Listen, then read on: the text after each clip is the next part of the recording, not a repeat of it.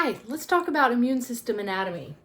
To begin with, let's look at the leukocytes, or the white blood cells. The white blood cells are the soldiers of the immune system. And in the bloodstream, we see neutrophils, lymphocytes, monocytes, eosinophils, and basophils, in pretty much that order of abundance. In fact, the way that you can remember which one is the most abundant and which one is the least abundant is by taking the first letter of each of the white blood cells and saying, "Never let monkeys eat bananas," which is not very nice to monkeys, but helps us with white blood cells. Now, as you know, monocytes leave the bloodstream and become macrophages. We're going to see macrophages play a really big role in the immune system. And mast cells are found in the tissue, and they are very related to basophils. So the functions are very similar, except that mast cells are found in the tissue.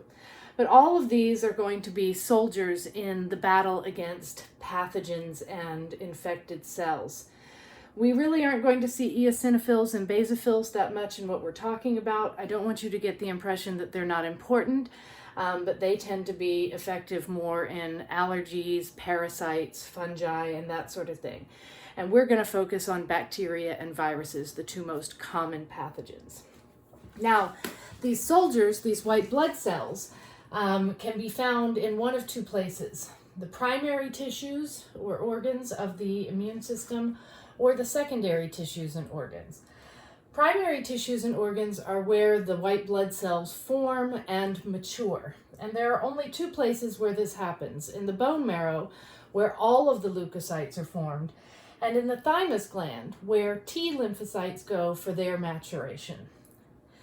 Secondary tissues and organs are the battleground. This is where our soldiers go after they're trained, after boot camp, and they wait for the enemy to show up. This is where they will eventually engage the enemy.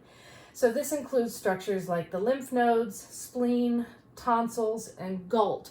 GALT stands for gut-associated lymphatic tissue, and it's lymphatic tissue that you find around the entire length of the intestine, where substances may be absorbed, some pathogenic substances may be absorbed, and we want to have immune cells there to meet them.